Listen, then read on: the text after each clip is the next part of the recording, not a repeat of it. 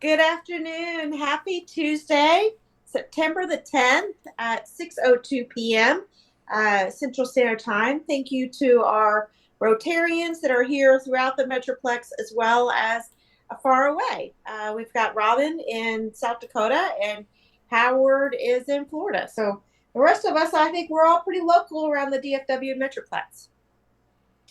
I want to welcome our guest speaker today, Mr. Ross. He is our guest from District 5810, and he's our Polio Plus pioneer, and he will be speaking to us here shortly. Mr. Chris, can you lead us in the Pledge of Allegiance, please? Yes, I can. I pledge allegiance to the flag of the United States of America and to the republic for which it stands, one nation, under God, indivisible, and liberty and justice for all. Thank you. And I'll go ahead and lead us in our invocation. I know Linda is on mute. Please join me in our invocation as we gather here today as members of Rotary. We pray that we are ever mindful of opportunities to render our service to fellow citizens and to our community. Keep it in mind always the enduring values of life, exerting our efforts in those areas and on those things upon which further generations can build with confidence. Let us continue to strive to make a better world. As a reminder, we do like to include our mission statement on why we do the things we do here in Rotary. So our mission statement is we provide service to others, promote integrity, and advance world understanding, goodwill, and peace through our fellowship of business, professional, and community leaders. Our vision statement, together we see a world where people unite and take action to create lasting change across the globe, in our communities, and in ourselves. This year's theme is the magic of Rotary.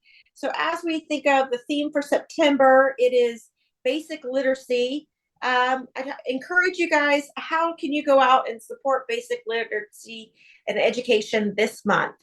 Be sure anything that you're doing in the communities, you message me so I can log that through Rotary International.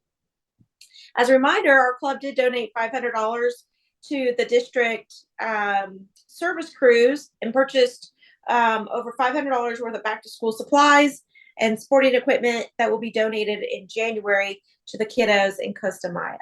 So that is one way that our club is supporting education literacy. It's not too late to sign up for that district conference and cruise. So far, myself and Andy are going. It's a lot of fun. We'll have 2 service days, one in Cozumel and one in Costa Maya. So feel free to reach out to the Dindy or Lisa and Bill Dindy, and they'll get you signed up and registered. I think if you register by October, it's a $99 refundable deposit. Upcoming this Saturday, we have Roundtable. All those that are local are encouraged to come and join us. Networking and a light breakfast. It's at 9:30, and then we have announcements at 10, followed by a service activity that will be conducted at 11 to 12. So feel free to join us this Saturday at the Dallas College Brookhaven campus in Farmers Branch. District 5810 is also doing a walk to help end Alzheimer's. We're encouraging our members to sign up to participate on Saturday, September the 28th.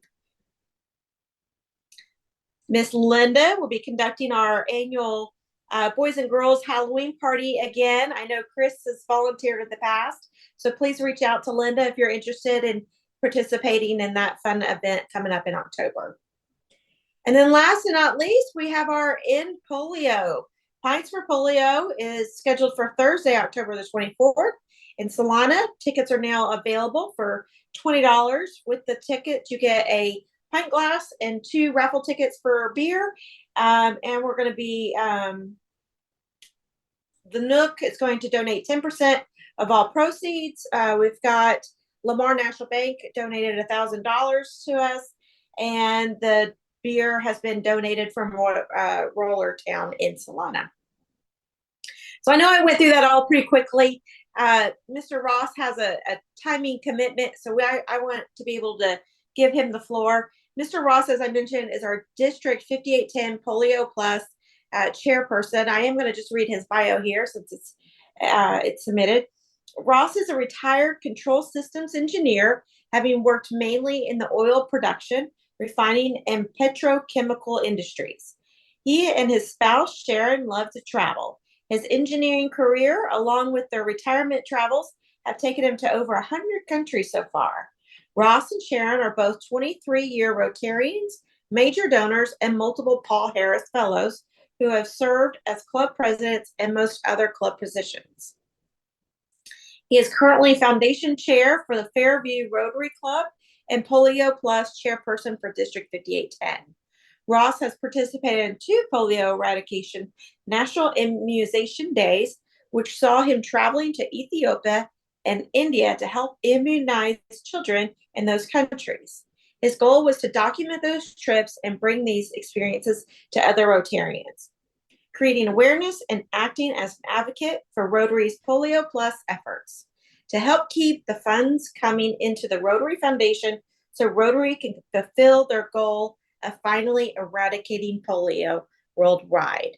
So, Mr. Ross, I'm going to stop my screenshot share, and the floor is yours. All right, let's see if this works. All right, I hit the share. You We don't see anything yet. You may have to accept it. or I have to It'll launch say my start. meeting here. Yeah, launch it and broadcast. Okay, can you see it now? No, sir, nothing yet. Yeah. I know, technology. I just love Zoom and stuff. So you should get the little icon at the bottom and it says Yeah. share. Oh, there we go. I think it's coming up. No. Okay, is that you're Yes, seeing sir. it with All all the right. We're verbiage? seeing, yep, we see your PowerPoint. Are you seeing the? I can't see what you're seeing there. Are you seeing just the screen, or are you seeing We the verbiage? we see the big screen and then on the side, the next slide. Okay, so I need to move this up here.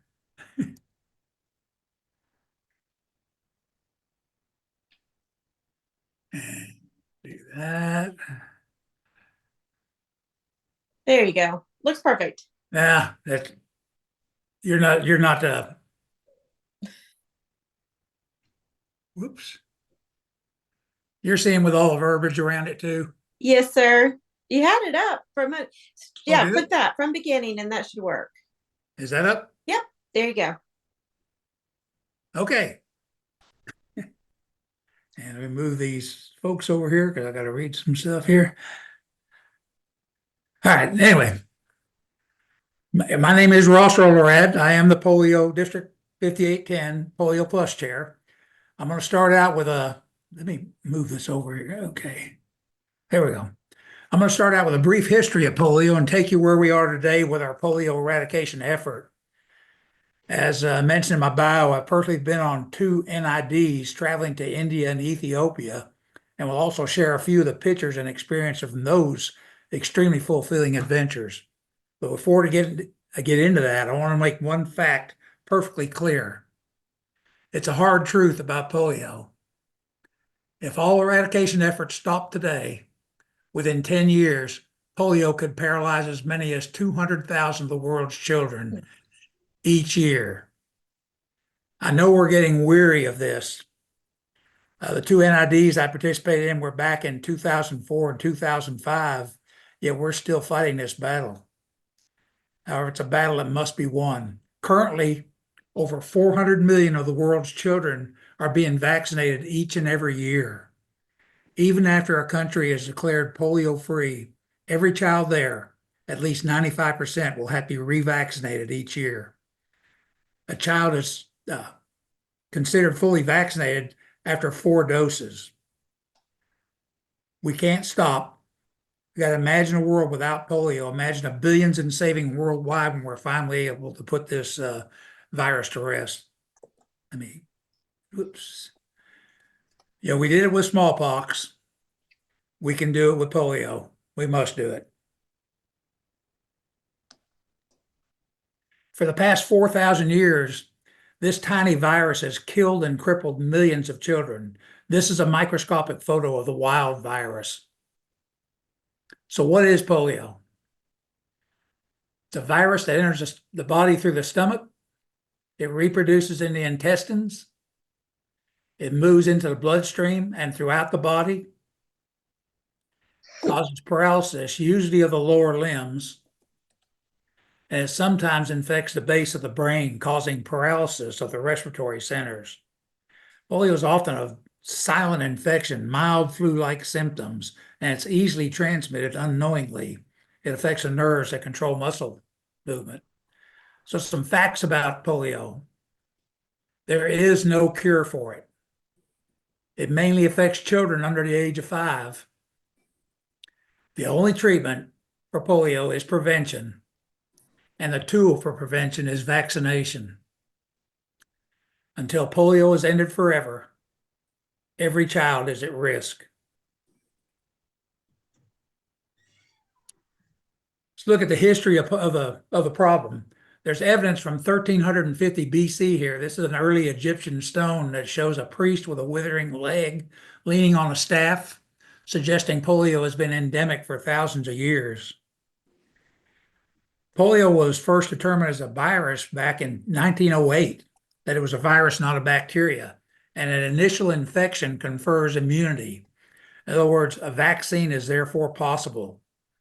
A polio epidemic in Stockholm, Sweden in 1887 is one of several to strike Europe and North America in coming decades, the paradoxical result of improved sanitation. In the early ages, people would get that flu-like symptoms and it didn't get out there, but then improved sanitation.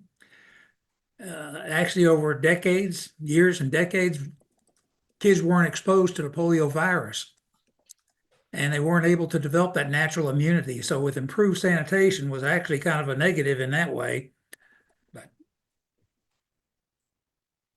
So in 1916, here's a picture of New Yorkers. They're fleeing the country to evade the epidemic because it hit America. 27,000 were paralyzed, 9,000 died.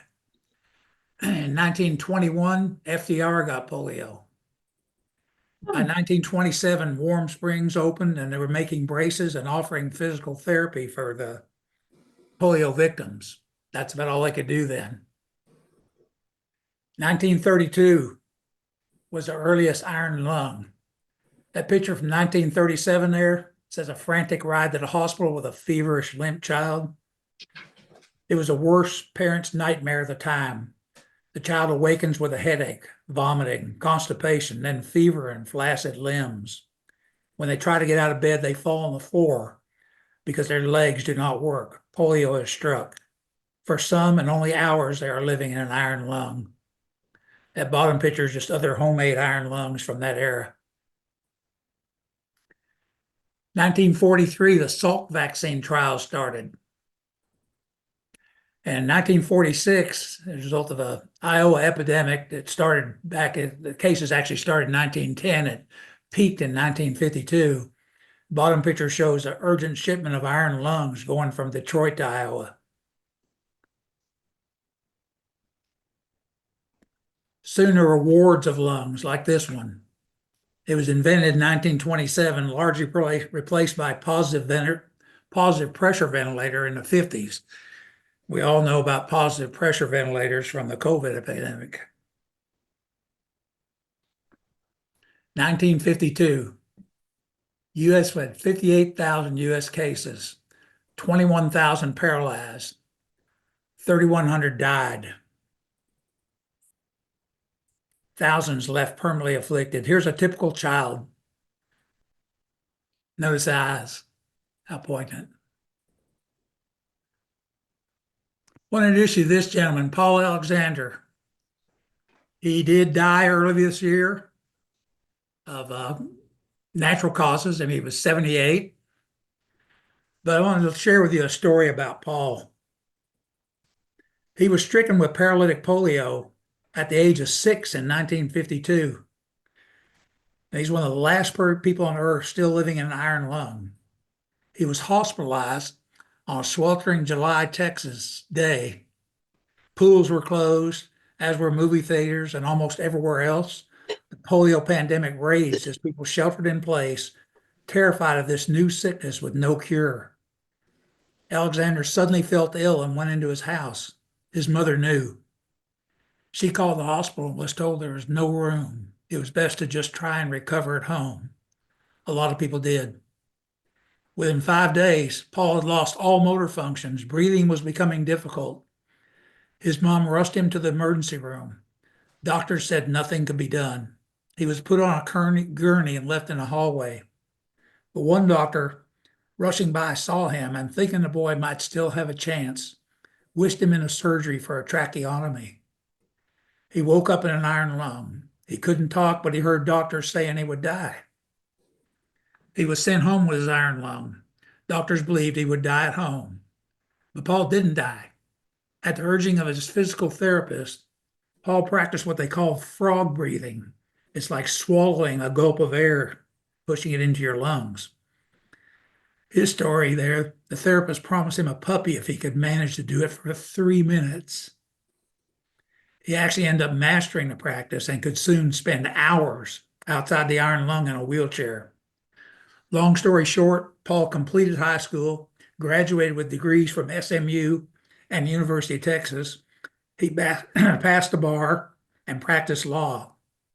And he had recently wrote a book called 3 Minutes for a Dog, My Life in an Iron Lung. He's also recently entered into the Guinness Book of World Records. That's a gentleman who lived in our area and died in March, but he had a long, fruitful life, even with polio. 1954, the Salk school vaccine started. I don't know if you can read that blackboard, but it says it's April 1955. Making history. You are among the first children ever to be given polio shots, so we are really making history today. We are lucky. 1956, Elvis joins the promotions. This is done all over the world, whether it be soccer stars, rock stars, boxers, whatever. They use different celebrities to promote the polio vaccine to make sure people will go down there and get their vaccines. Those were all shots back then. In 1957, Albert Sabin developed the oral vaccine. And by 1961, there were mass immunizations with the newly approved oral vaccine. Some of you may remember getting one of these with a sugar cube with a pink dot on it. That was the vaccine back in those days. So how did this eradication effort start? 1977 was the last case of smallpox in the world. It had been beaten. 1979, there was a polio outbreak in the Philippines. Rotarians there got a 3H grant and eventually eradicated polio from that country. And Rotarians were thinking first an island, next the world, and they set out in 1985 to eradicate polio worldwide. Major venture.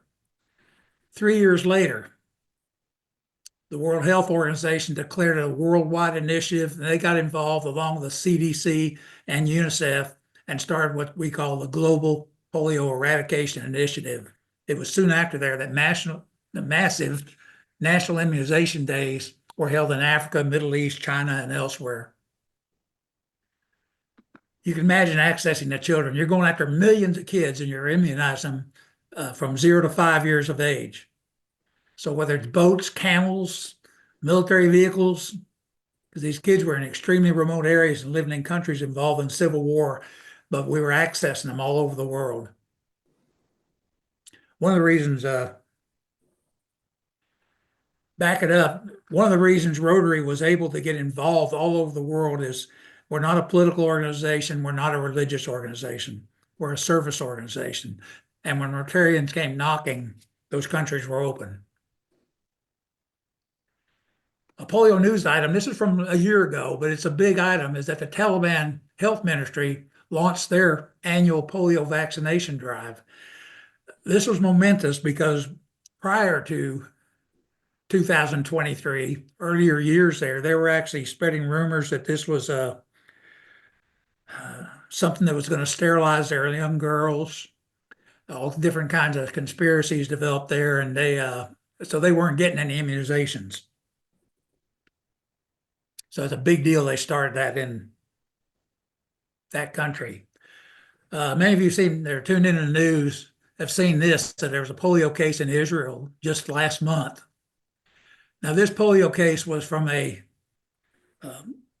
circulating vaccine-derived polio. And we'll get into more of that later. But anyway, this was not a wild polio virus, but it was a circulating vaccine-derived polio virus.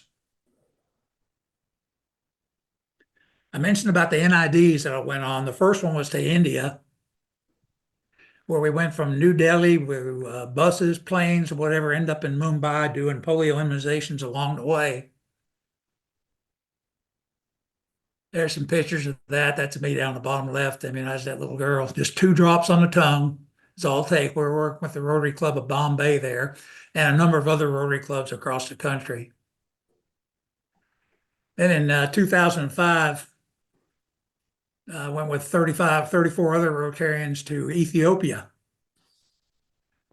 These were Rotarians from Hawaii, Canada, Seattle, and there are a number of projects we did over there, but the major thing was the polio eradication, the NID. We flew into Addis Ababa, the capital, and you see the country of Ethiopia there, and then you see it in superimposed on the United States map at the top. We were welcomed by 5 Rotary clubs of Addis Ababa. They were the most gracious and nicest hosts you'd ever meet in the world. 35 Rotarians divided up with different groups and went out all over the country. Group of 4 that I was with went down almost to the Kenyan border in the south, visiting villages, doing the immunizations. This is a picture of some health workers that were distributing the vaccine. They'd already been out to all these villages and tried to get a decent count of the number of kids. We're planning the day and planning the vaccine distribution. We got to those villages, and these were way off the beaten path. They were just, dirt paths almost going down to them. But this is a typical village home. It's made out of sticks, straw, and dung from livestock. No lights, no water, no sewer. That's me giving drops to a kid. 2 drops on the tongue was what it took. See the village in the background. Another picture from Ethiopia. Up in the left is a Rotaractor from the University of Ethiopia that was long helping with these vaccinations. Down the right is our district governor from Hawaii. I was lived in Hawaii at the time, giving immunizations to a child. The children were great. One of the most remarkable things about these kids is they didn't know they were poor. You'd see them, they'd have a stick and that'd be their plaything. But they had smiles for us. They were great. After every vaccination, the child had to be marked. You see that kid put their finger in a jar of gentian violet solution. It would mark their finger for a number of days. And then we also marked the villages when they were treated. The reason why I marked a child is we'd have a long line sometimes, and the child would get their vaccinated. They love the attention. They would get their 2 drops and they'd run around and get back in line, trying to get a second one. So those fingers, we caught them. So how'd we do in Ethiopia? At 120,000 volunteers, 15,000 health workers, and us 35 Rotarians. But in those 3 days, we immunized 17 million children. We're immunized in 3 days. That's going on all over the world in National Immunization Days. If you ever get a chance, it might be something you want to take part in. The polio eradication progress. As a founding partner of the Global Polio Eradication Initiative, Rotary's reduced polio cases by 99.9% since that Philippines effort. There are only 2 polio endemic countries left in the world. That's Pakistan and Afghanistan. Unfortunately, we still got some wild polio virus going around. In Pakistan, so far this year, we had 16 cases, and Afghanistan, 4. You can understand part of the reason why it's been difficult in those countries, but our challenges, we had some COVID-19 setbacks, low literacy over there, the vaccine myths going around. There's still some people think we're sterilizing their young ladies, conspiracy theories, vaccine storage that has to be kept cool, and unfortunately, some targeted attacks on polio workers. So let's talk vaccines. I mentioned earlier the circulating polio virus vaccine, or the virus, is what's causing a lot of the cases around the world now. Higher income countries like us have been using an inactivated polio virus vaccine. Others have relied on a weakened polio virus that's easy to administer by mouth. In other words, it's a live virus that we're giving them, but it's a weakened virus and it infers immunity on those kids. Neither of these is capable of giving someone a case of symptomatic polio. However, I mentioned the circulating vaccine-derived polio virus. It's a mouthful. And let's talk about our latest vaccine. Its use began in March 21, and it's because of that circulating vaccine-derived polio virus. Kids would get our polio drops, and then because of bad sanitation over there, sewage, stuff in the streets, playing in water, walking in water that's polluted, whatever, and they were getting this circulating vaccine-derived polio virus.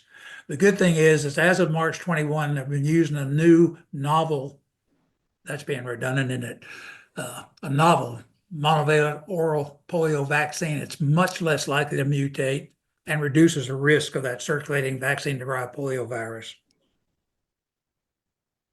Our successes, these can all be attributed to Rotary over the last many decades.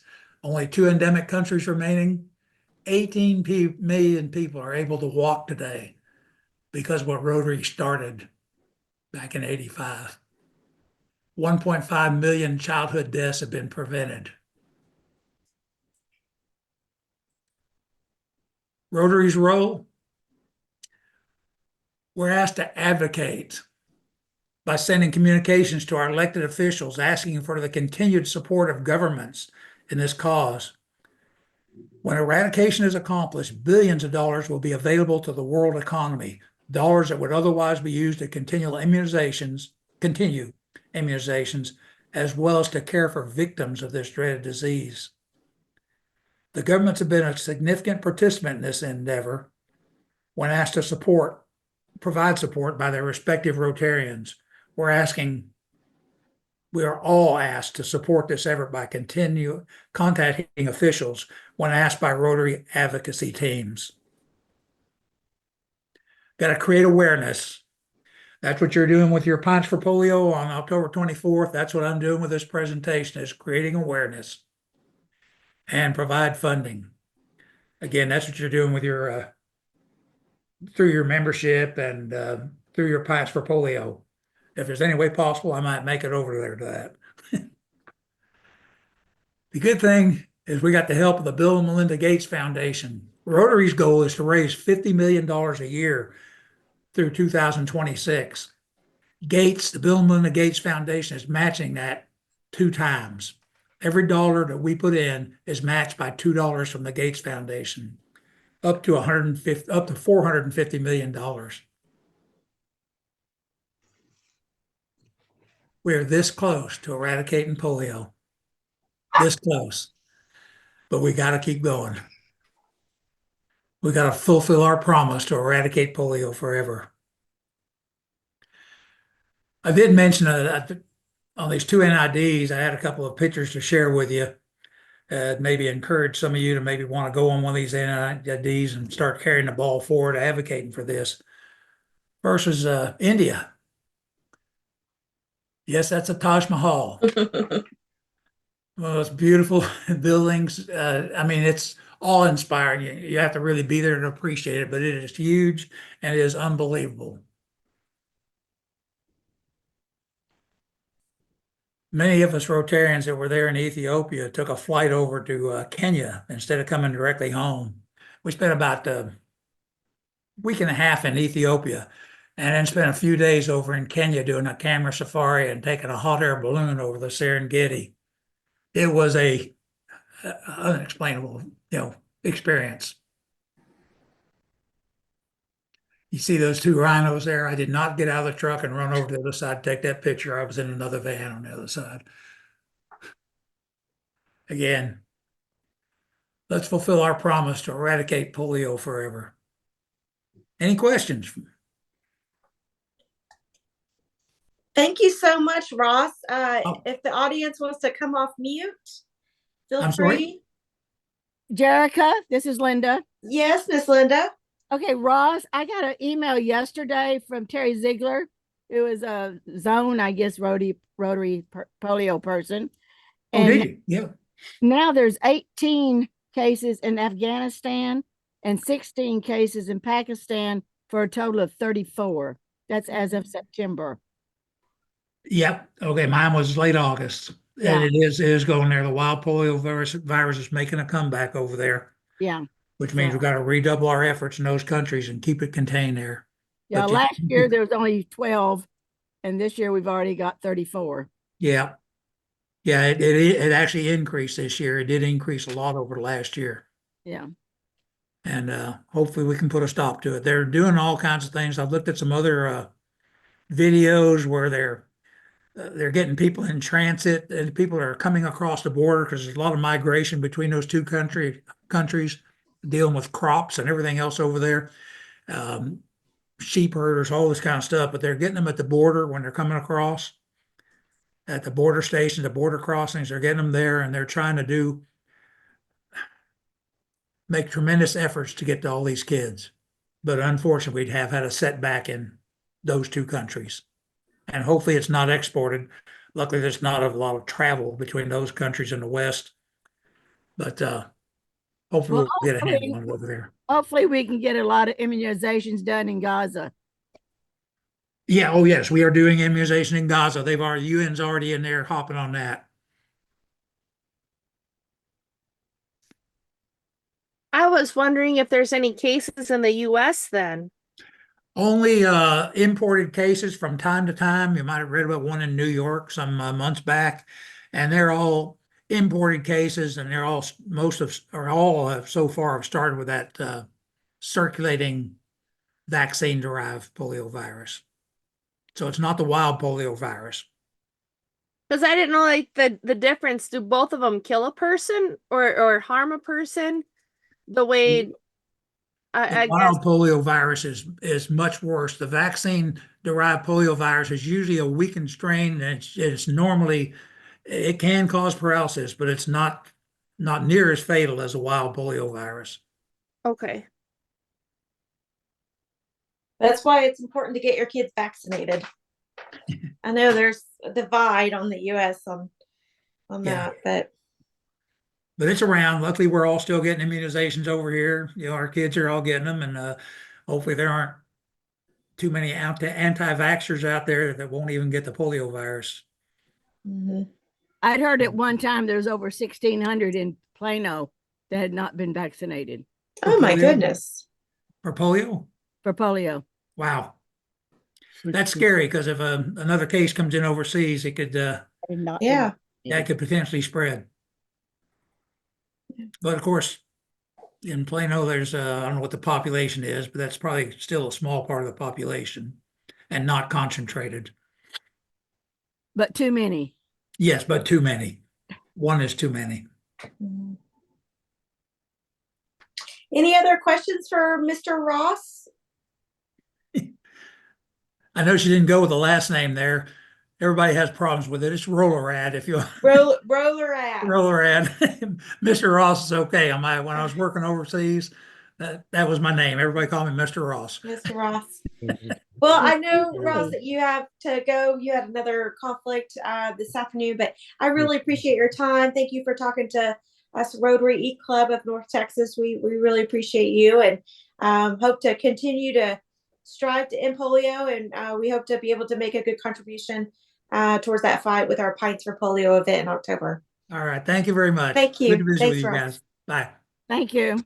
Thanks. Jerica, I Yes, just ma'am. to ask the ones that are online.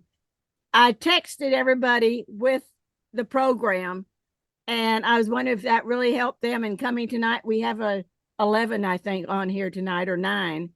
So Yeah, we're at 50% attendance today. is that for the ones that are on here? Is it help when I text Great. you?